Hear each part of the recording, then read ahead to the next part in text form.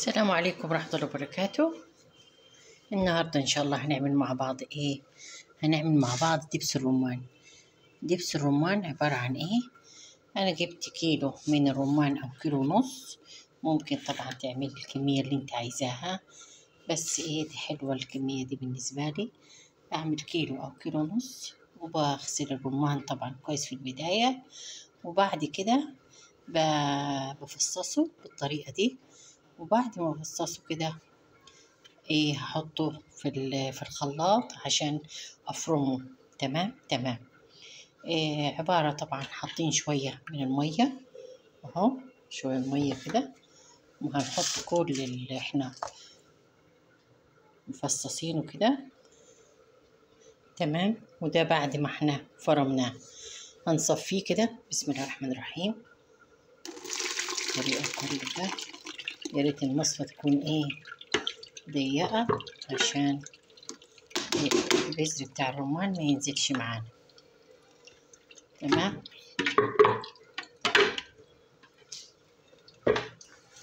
تمام. الطريقة دي شايفة البذر مفيش حاجة نزلت خالص عشان المصفى ضيقة. حاولي استفادي برضو من يعني الخلاصة بتاعت البذر عشان خسارة. طبعا ده احنا ما بنرموهوش، بنعمل ممكن تشيليه كده تفرزيه في الفريزر، وممكن تتبلي بيه برضو لحمة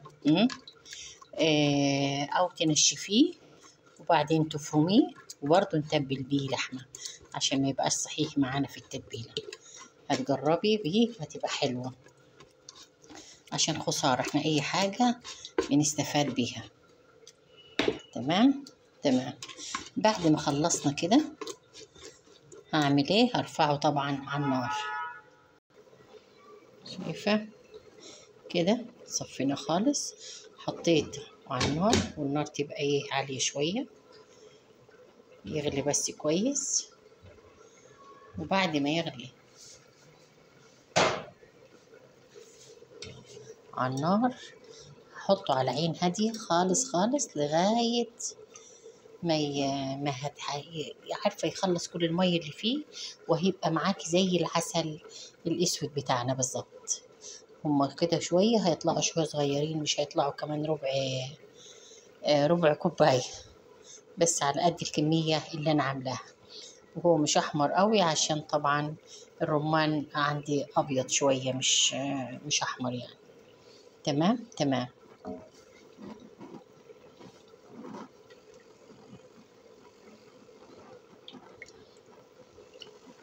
لو عجبك الفيديو ما تنسيش تعمل لايك واشتراك في القناة ونفعل الجرس، ونقول السلام عليكم ورحمة الله وبركاته.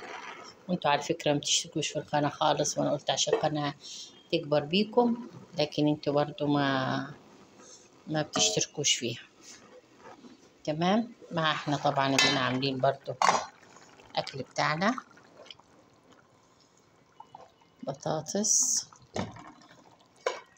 دي بقى فراخ عندنا مع الفلفل، شوية رز.